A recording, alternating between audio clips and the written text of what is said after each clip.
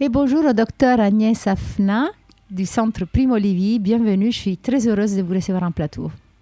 Moi aussi, je suis très heureuse d'être ici. Merci Christina. Merci beaucoup d'avoir accepté cette invitation. Aujourd'hui, on se détache un tout petit peu du VIH, mais on reste quand même dedans parce que les choses que vous pouvez dont vous allez nous parler peuvent toucher très proches des personnes qui vivent avec le VIH. Alors, tout d'abord, pour nos auditeurs, c'est la première fois que je reçois quelqu'un du Centre Primo Levi. Est-ce que vous pouvez nous dire de qu'est-ce qui s'occupe le centre ? Oui. Alors déjà, je vais vous donner quelques mots concernant la Fondation. Ce centre de soins dédié aux personnes victimes de la violence politique et de la torture a été fondé il y a 30 ans à l'initiative de 4 psychologues, psychothérapeutes et également de plusieurs associations comme Médecins du Monde, la CAT, l'Action des chrétiens contre la torture, Juristes sans frontières et Trêve, l'association des praticiens dans cette association. Ce centre, il est profondément à orientation psychanalytique. Ça veut dire que c'est la parole subjective des personnes qui est prise en compte dans le soin qui est pluridisciplinaire, incluant donc des psychologues, médecins, des accueillantes, des juristes, des assistantes sociaux et kinésithérapeutes également. D'accord. Voilà. Une prise en charge qui se veut le plus globale dans le sens vraiment de la... Oui, parce qu'évidemment que pour aider, accompagner ces personnes qui arrivent dans un très grand dénuement ici en France, avec des psychotraumatismes liés à ce qu'ils ont vécu au pays et également pendant la trajectoire migratoire, un seul praticien, quel qu'il fût, ne suffit pas. Donc ça, c'est... Comment ils arrivent chez vous, les personnes ? Est-ce qu'elles sont adressées ? Alors, la plupart du temps, ils nous sont adressés par des professionnels de santé, mais aussi les travailleurs sociaux des centres d'accueil, comme les CADA, pour demandeurs d'asile. Et puis, depuis qu'il y a un site, certaines personnes s'auto-orientent en cherchant sur Internet, par exemple, torture, etc. Ou d'anciens patients orientent des compatriotes qu'elles rencontrent. Vous êtes vous-même médecine et formatrice. Est-ce que vous pouvez un peu nous dire comment... c'est quoi du coup votre rôle à l'intérieur de cette structure ?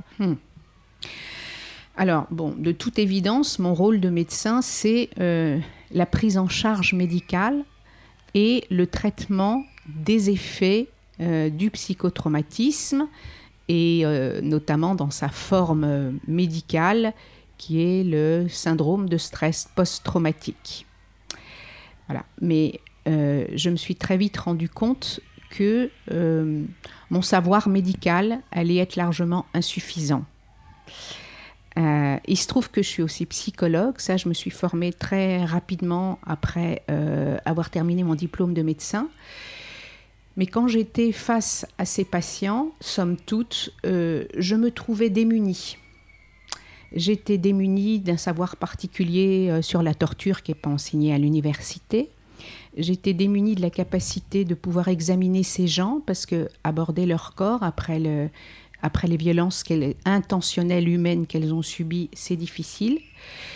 De même pour les examens complémentaires qui peuvent être intrusifs, trop intrusifs. Et puis aussi démunis du désir de guérir parce qu'on ne guérit pas de la torture. Mais travaillant avec des psychologues et des kinésithérapeutes, des questions ont émergé, et notamment celles concernant la place du corps dans les effets du psychotraumatisme. Dans le psychotraumatisme, on n'entend pas la notion de corps, et pourtant elle est fondamentale, aussi bien dans les mécanismes biologiques qui produisent les symptômes, dans les symptômes qui s'expriment dans et par leur corps, et aussi dans la possibilité de les soigner, parce que le corps peut être un levier thérapeutique. Parce que là c'est que si je peux traduire entre guillemets, vous dites que ce psychotraumatisme, ça s'imprime sur le corps. Absolument. Voilà, Oui, c'est oui. pas que quelque chose qui reste au niveau Oui. de la sphère mentale. Voilà, ça fait partie des premiers constats quand on soigne ces personnes.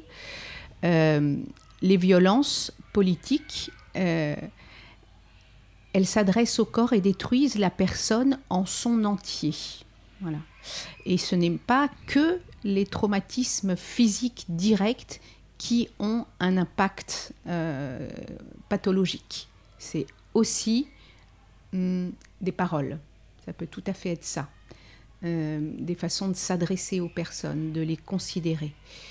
Tout ce qui déshumanise. La déshumanisation, elle s'inscrit profondément dans le corps. On va essayer de développer un peu tout ça. Et du coup, vous, au Centre Primo Levi, vous êtes formatrice, c'est-à-dire vous formez des autres professionnels de santé à savoir faire face à tout ça. Alors oui, en fait, bon, on n'a pas cette dénomination de formateur, mais de fait, quand on s'engage à venir travailler au Centre Primo Levi, on s'engage aussi à transmettre ce qu'on apprend. Alors, bon, c'est pour ça que je réfute un peu le terme de formatrice, parce que moi, je n'ai pas appris sans mes patients. C'est face à mes patients, en me posant des questions, en n'ayant pas de réponse, en cherchant, que progressivement, j'ai appris à les soigner. Et c'est à partir de ça que je peux proposer, voilà, une parole, un savoir-faire, un savoir-être à des personnes qui peuvent être également en situation d'avoir à recevoir et soigner ces personnes.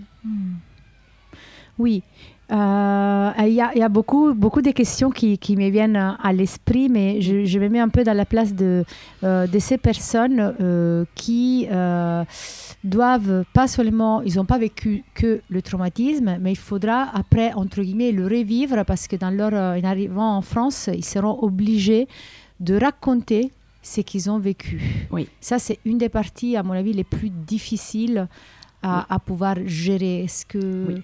Alors voilà, effectivement, ça fait partie des choses les plus difficiles, c'est-à-dire d'aller se présenter à l'OFPRA, l'Office français pour les réfugiés et apatrides, avec leur récit d'asile pour essayer d'obtenir le statut de réfugié. Donc il faut revenir sur toute cette trajectoire. Et forcément, en racontant, il y a des affects et des émotions en rapport avec les vécus traumatiques qui émergent et qu'il faut absolument accompagner. Et c'est une raison pour laquelle la juriste fait partie de l'équipe pluridisciplinaire de soignants. La personne ne va pas voir exclusivement la juriste. Elle est suivie par un psychologue, par un médecin, et on a des réunions hebdomadaires au cours desquelles on discute des situations des patients. Et en fait, on ne peut travailler qu'en écoutant le collègue de l'autre discipline. Parce que c'est comme ça qu'on a une vision d'arrière-plan de la trajectoire ici en France de la demande d'asile et qu'on ajuste nos propositions thérapeutiques et notre accompagnement. Vous faites part à l'OFPRA de votre vision sur la personne ? Oui. Ah oui. En fait, c'est surtout en deuxième instance, à la CNDA, à la Cour nationale du droit d'asile, quand les gens ont été rejetés à l'OFPRA, en deuxième instance, il y a la CNDA en recours. Et là, les certificats médicaux sont bienvenus. Et dans le certificat médical, justement, je m'emploie à décrire, voire démontrer la véracité des propos de la personne au vu de sa situation clinique, de son état psychique. Voilà. Donc il y a une dimension un peu pédagogique, de démonstration, effectivement, qui, à mon sens, a une certaine importance. Oui, c'est ça que je me demandais. Ça peut avoir un impact, votre vision de la personne et du traumatisme, de la manière dont il s'est approprié, il arrive à en parler ou à pas en parler. Oui, et ça, c'est d'autant plus vrai que dans cette clinique du psychotraumatisme et du stress post-traumatique, il y a des choses très paradoxales, mais qui sont une preuve de cela, du PTSD. Par exemple, un des faits majeurs dans le stress post-traumatique, c'est la dissociation traumatique. Eh bien, au regard de cette dissociation traumatique, lorsque la personne est devant les assesseurs et les juges, elle peut, compte tenu du niveau d'angoisse que ça mobilise, se retrouver à nouveau dans un état dissociatif. Donc, elle est dissociée de ses affects et de ses émotions et elle peut raconter un récit abominable dans une neutralité parfaite. Et ça amène les juges à décider que ça manque, c'est peu convaincant. Voilà. Alors même que ça démontre l'inverse. Voilà. Et à l'autre opposé, il y a des gens qui sont absolument sidérés à nouveau, comme au moment des violences vécues, et incapables de produire une parole. Voilà. Donc, ce n'est pas avec ce qu'elles vont dire qu'elles vont pouvoir emporter la conviction. Donc, c'est très important de pouvoir donner des éléments cliniques autour de ça, parce qu'évidemment, les juges n'ont pas du tout la même logique que les soignants autour de ces questions-là. Mais là, les juges, ils sont obligés de se former à ces genres de connaissances que vous me dites, parce que... C'est une vraie question. Oui. Obligatoire. Mais je pense que ça progresse tout doucement de ce côté-là. Et il y a aussi les côtés, du coup, la dissociation, c'est quelque chose dont on entend parler, effectivement. Il y a aussi quelque chose lié à la mémoire. Qu'est-ce qu'on se rappelle Eh oui, eh bien voilà, c'est tout à fait juste. Parce que, il y a des mécanismes neurologiques au cours de la dissociation qui sont avant tout des mécanismes de survie de l'organisme. Je vais essayer de vous expliquer un petit peu simplement. Quand une personne est en train de vivre des violences extrêmes, les violences extrêmes, ça dépasse très largement ce que normalement un humain doit vivre. Et du coup, la réponse émotionnelle à ce qu'il est en train de vivre ne peut pas être calmée par quelque chose qu'on peut se dire à ce moment-là, vous voyez, pour redonner du sens à ce qui se passe. C'est juste impossible. Alors, la réponse émotionnelle, elle continue et elle entraîne la production de neuromédiateurs dans le sang, comme l'adrénaline ou le cortisol, qui peuvent être à des niveaux élevés extrêmement toxiques.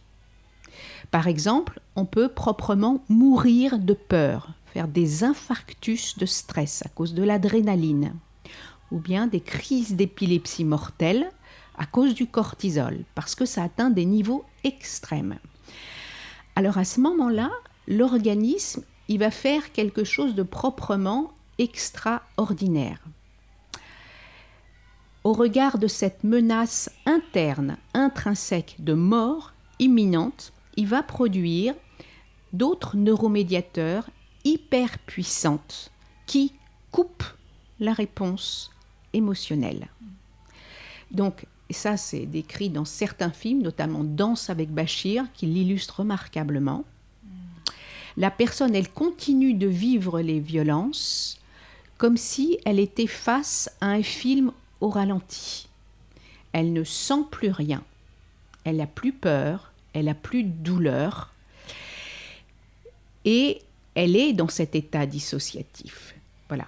Et donc, cet état dissociatif empêche que l'événement qui est en train de se dérouler suive le circuit normal de la mémoire. Donc l'événement, il ne sera pas normalement intégré dans la mémoire qu'on peut raconter.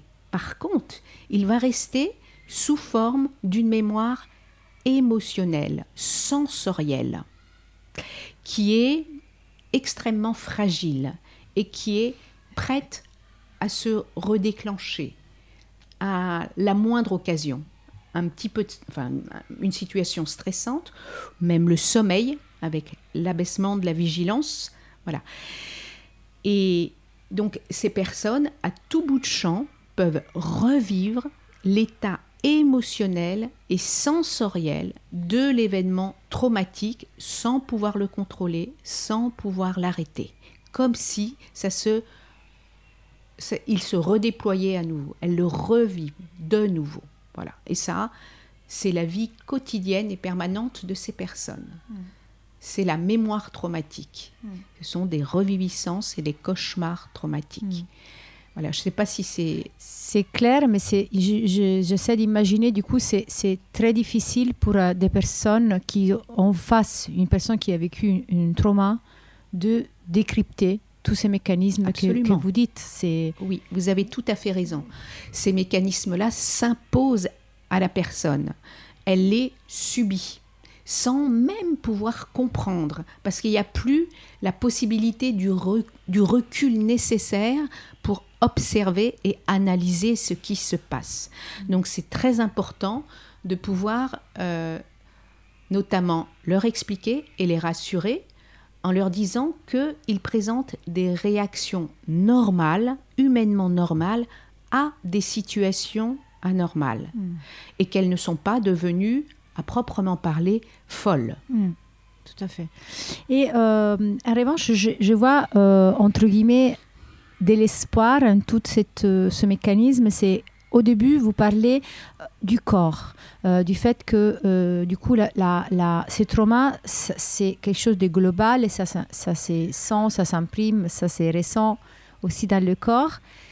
Et à mon sens, c'est positif parce qu'on a quelque chose de concret qu'on peut soigner. Est-ce que je me trompe? Ben oui, exactement. C'est exactement la logique qui m'est venue quand j'ai commencé à soigner ces personnes. Anecdotiquement, par exemple, au cours d'une de nos réunions, j'entendais le kinésithérapeute qui parlait avec le psychologue et qui lui dit, tu vois, le patient que tu m'as adressé, il a une vraie carapace de résistance.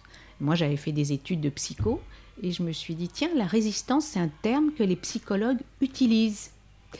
Et là, je me suis dit, mais alors, parce que j'étais vraiment médecin généraliste tout à fait ordinaire à l'époque, c'est pas un jugement de valeur. Alors, ça veut dire que le corps, il peut donner à voir et à entendre quelque chose de l'état psychique de la personne. Et à partir de là, j'ai commencé à me dire qu'il faudrait que je trouve un soin qui s'adresse en premier lieu au corps de la personne pour aller soigner les effets psychiques de ces violences extrêmes. Voilà. Et c'est tout à fait vrai. Le corps, c'est un levier thérapeutique. Et donc, par le plus grand des hasards, j'ai eu la chance de découvrir une thérapie qui s'appelle la fasciathérapie, F-A-S-C-I-A, qui est fondée sur la sensorialité des fascias, qui est un réseau fibrillaire qui est connecté dans tout notre corps, de la surface de la peau jusqu'à profondeur de l'os et du haut jusqu'en bas. Il nous relie, voilà, de toutes parts et il porte la sensorialité, on peut dire, de la matière de notre corps. Voilà. Donc, j'ai eu la chance de rencontrer ça et de m'y former. Et ça, c'était en suivant mes patients, en écoutant mes collègues. Ce n'était pas un savoir avec lequel je suis arrivée. Et du coup, les fascias, c'est vrai que moi, quand hors enregistrement, vous m'avez dit ce mot, ça fait quelque chose, ça fait écho dans ma mémoire, c'est un mot que j'ai entendu. Est-ce que c'est quelque chose dont on a, entre guillemets, une preuve scientifique? Oui. des fascias. Oui, oui. Il y a beaucoup de recherches autour des fascias et il y a des gens qui sont vraiment des scientifiques qui ont poussé la curiosité jusqu'à observer les fascias dans le tissu vivant. Parce que jusqu'à maintenant, on en avait des vestiges sur les cadavres. Mais c'est tout autre chose quand on les observe dans les tissus vivants. Et qui plus est, au microscope électronique. Donc il y a un chirurgien français qui s'appelle Jean-Claude Guimberteau, qui était, qui est peut-être encore toujours, un chirurgien de la main et qui travaillait au microscope électronique et qui pendant au moins 10 ans s'est mis à observer consciencieusement, scrupuleusement ces fascias pour pouvoir les décrire. Et il en a redonné une nouvelle formulation et pour l'instant c'est de la description. Il n'épilogue pas sur forcément toute l'ampleur de leur fonctionnalité, mais on en a une preuve visible. Il y a des très très belles images au microscope électronique de ces fascias dans le tissu vivant. Et par exemple, si on veut agir sur les fascias, moi, je ne sais pas, je dis, ça peut être même un massage pourrait avoir un effet. Tout à fait. Dès lors qu'on touche le corps, on touche les fascias. Après, dans la fasciathérapie, c'est une écoute particulière de ces fascias qui sont partout et qui sont animés. Alors là, on rentre dans un autre paradigme, qui sont animés d'un mouvement qui est paradoxal parce que c'est un mouvement qui est seulement subjectif. On ne voit pas de déplacement. Voilà, c'est un mouvement sensoriel et qui chemine à travers les fascias. Et quand on touche le corps de cette manière-là, c'est cela qu'on écoute et cela qu'on suit dans le corps des patients. Et ça peut permettre d'amener ces perceptions-là à la conscience des patients. Parce qu'en situation ordinaire, on ne ressent pas ce mouvement interne. Il faut un cadre particulier pour qu'il soit perceptible. Du coup, les fascias, c'est une manière de soigner. Oui, voilà. Tout à fait. Et ça s'adresse à la santé somatique, à la santé psychique. Et aussi, moi, j'estime que, parce que j'ai aussi cette formation de psychologue, que c'est aussi une psychothérapie à médiation corporelle. Dès lors qu'on utilise la parole, ne serait-ce que pour décrire, pour nommer ce que l'on sent dans le corps du patient. Et cette prise de conscience, cette prise de conscience perceptive peut amener des prises de conscience cognitives, et permettre aux personnes de changer. Les fascias, ils ont une configuration architecturale dans notre corps en vertu de ce qu'on a vécu, qui s'inscrit durablement toute notre vie. Et dès lors qu'on intervient de cette manière, on peut amener le corps à puiser dans ses ressources pour changer quelque chose de cette configuration architecturale des fascias, et changer ça amène des modifications à la fois dans le corps et dans le psychisme, dans la façon de se ressentir. Que c'est la façon d'aller de l'avant dans la vie, de progresser, de vivre, de survivre. Absolument, c'est tout à fait ça, c'est ça. Et un des paradigmes de cette méthode, c'est l'évolutivité. Et là, vous l'avez déduite. Oui.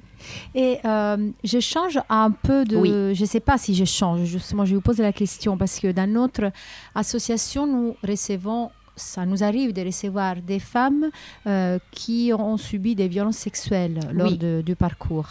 Et du coup, leur trauma, ça se concentre sur la sphère sexuelle. Est-ce que dans ce cadre, il y a la nécessité d'un suivi particulier, ou tout ce qu'on a dit jusque-là, ça peut aussi soigner ou rentrer pour une personne qui a vécu des violences des genres sexuels. Vous savez, au centre Primo Levi, la très très très grande majorité des personnes que je rencontre, les femmes mais aussi les hommes, ont vécu des violences sexuelles, évidemment. Donc ça nécessite une extrême délicatesse du toucher et de l'attention aux réactions du corps. Voilà. Parce que quand on a vécu des violences sexuelles, mais toute forme de violence extrême, dès qu'un humain s'approche, c'est une menace.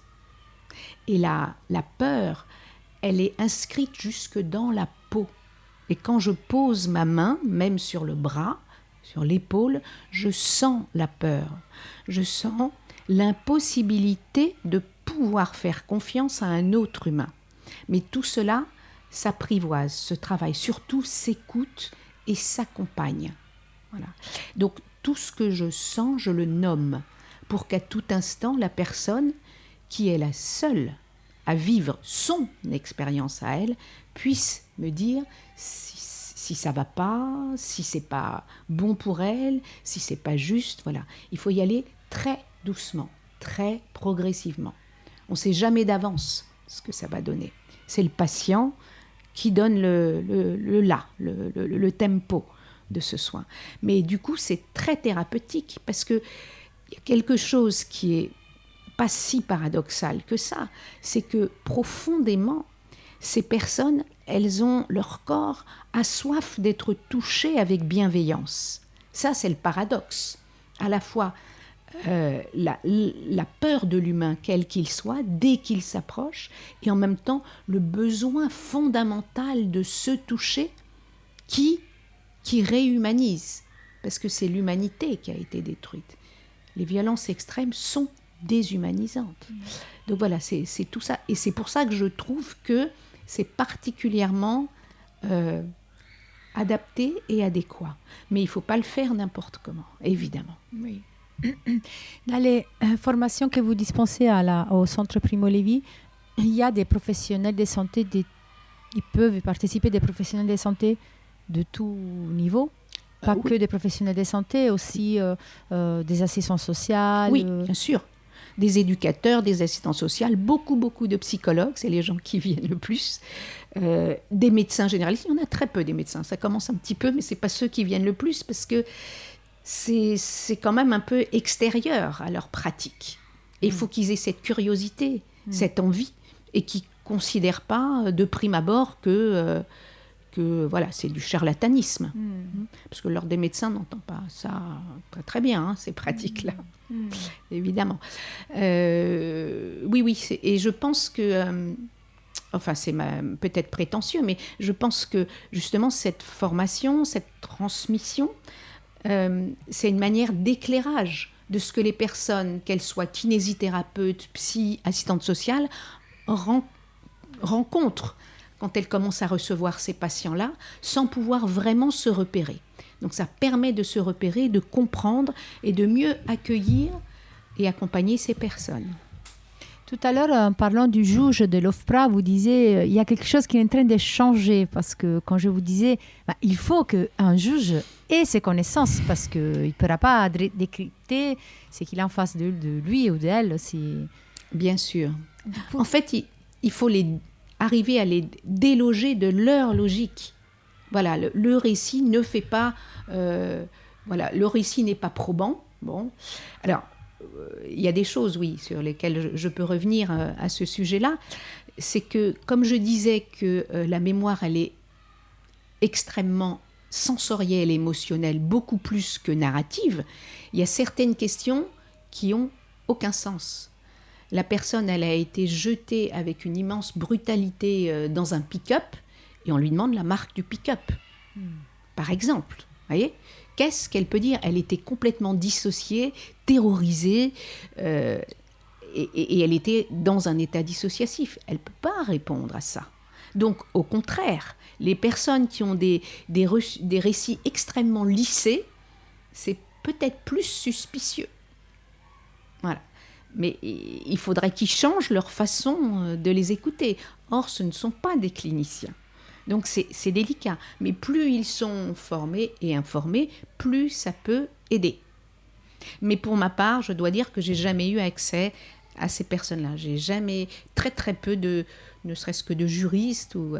Alors, on a collaboré parce que les gens qui deviennent assesseurs à l'OFPRA sont juristes à l'origine, pour beaucoup d'entre eux, et peuvent, au cours de leur formation, venir faire un stage de juriste au centre Primo Levi. Donc ces personnes-là ont entendu quelque chose, et je me dis, tiens, dans leur façon d'officier, peut-être que ça peut moduler et permettre une prise en compte un petit peu plus large du discours des personnes et de ce qui manque dans le discours. Oui.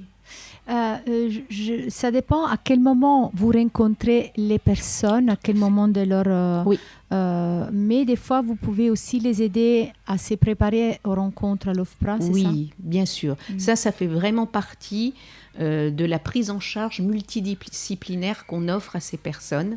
Parce que, outre les médecins, les psychologues, les kinés, voilà, il y a des juristes qui les accompagnent dans leur récit et qui les préparent effectivement à ce que ça va être, cette comparution devant l'OFPRA ou la Cour nationale du droit d'asile.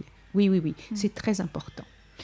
Pour des personnes qui ils peuvent rencontrer des personnes qui ont vécu des traumatismes dans leur vie quotidienne, dans leur travail dans les associations ou juste dans la rue. Entre guillemets. Est-ce que je peux déduire de ce que vous avez dit quand même d'avoir du tact, de la délicatesse, de ne pas être intrusif, mais est-ce que vous avez d'autres astuces, d'autres moyens pour ne pas faire fuir des personnes qui peut-être ils ont besoin d'aide? Alors, j'ai pas vraiment d'astuce, mais comme je disais tout à l'heure, c'est aussi un savoir-être face à ces personnes. Et je pense que à l'intérieur de soi, il faut être dans une posture d'accueil. Voilà. Sans avoir présent à l'esprit pourquoi, qu'est-ce qu'on doit avoir fini à la fin de ce temps de rencontre, que ce soit pour un médecin ou pour un travailleur social. Il faut, comme je disais, suivre le tempo de la personne et pouvoir essayer d'apprécier ce qui déborde, ce qui est trop pour la personne. Vraiment être très à l'écoute de ses réactions. Ça peut être un changement de mimique, une crispation. Voilà. Il faut vraiment être très attentif à ça et pouvoir dire quelques mots là-dessus. Là, je vois que c'est un peu trop pour vous. On va peut-être s'arrêter là pour aujourd'hui. Est-ce que je peux vous apporter un verre d'eau? Voilà, des choses comme ça, qui fait que la personne peut à nouveau se sentir en sécurité, pour qu'un lien de confiance petit à petit puisse se retisser. Si j'ai bien compris, tout à l'heure, vous avez fait l'exemple d'une BD où ça serait bien décrit des mécanismes traumatiques, c'est ça? Ah non, je n'ai pas parlé de BD, mais c'est une idée que j'ai dans la tête depuis quelques jours. C'est j'ai mal entendu un mot. Ah, d'accord. Vous avez cette idée dans quelques jours? Mais oui, parce que en fait, on a une revue au centre Primo Levi qui s'appelle la revue Mémoire, dans laquelle les professionnels écrivent des articles sur différents sujets. Ça peut être vieillir en exil, ça peut être maternité, voilà, ça peut être l'invisibilité de ces gens, les cauchemars. Enfin, on a tout un tas de sujets qu'on aborde et on a toujours demandé la collaboration d'un illustrateur. Et on a eu beaucoup de chance. On a toujours eu, enfin moi je trouve, de très bons illustrateurs. Et là, depuis quelque temps, je me dis, mais voilà, ce serait intéressant si quelqu'un pouvait faire aussi un peu de bande dessinée. Voilà. Parce que, je ne sais pas, peut-être parce que j'ai pensé vous m'avez fait penser à quelque chose, du coup je vous l'ai mis dans la bouche, même si vous ne l'avez pas dit. Moi j'ai pensé à une BD justement, dont bien sûr je ne me rappelle pas du tout le titre, mais c'est le récit d'une Afghan qui demande le droit d'asile. Et en fait, comme il raconte ce qu'il a vécu dans sa vie, il n'affiche pas qu'il a vécu un traumatisme, mais ça se ressent, même si l'histoire est racontée de manière la plus neutre, entre guillemets, possible. Oui. Mais les dessins accompagnent beaucoup à comprendre ces mécanismes Oui. torturants envers soi-même. Absolument. Oui, oui, tout à fait. C'est vraiment... Je ne me rappelle pas du titre, mais on ne lui fait pas Je de la... l'ai lu, cette BD. Voilà. Je l'ai trouvée très belle. Je ne sais pas si vous pouvez me confirmer. Oui, tout à fait. Peut-être je l'inviterai à l'émission alors, qu'il puisse nous parler mieux de comment il a pu faire ça. En tout cas, même si vous, entre guillemets, vous refusez le mot de formatrice, mais vous transmettez exactement très bien vos connaissances, parce que laissez vraiment déduire à la personne. Au moins, c'est le cas de moi que je vous entends. De ce côté, j'espère aussi nos auditeurs et nos auditrices, ils ont justement cheminé avec vous, parce que si je peux résumer, la clé, c'est vraiment cheminer, changer l'angle de vision pour aller de l'avant. Oui, c'est vraiment le mot que j'emploie, cheminer ensemble. Vous voyez, mes mains, elles cheminent sur le corps et la personne chemine dans une rencontre, dans une retrouvaille avec elle-même pour reprendre pied dans sa vie. Voilà. Tout à fait. Hier, j'ai vu un patient que j'accompagne avec cette thérapie-là depuis quelque temps. Et ce monsieur est écrivain. Et son drame, c'était de ne plus écrire. Et c'était vraiment, pour lui, c'était abominable, parce que dans sa vie de grand résistant politique qui a beaucoup connu la prison, écrire, c'est toujours ce qui lui a permis de continuer à donner du sens à sa vie, à son œuvre. Et je lui avais suggéré d'essayer d'écrire quelque chose sur notre travail en commun.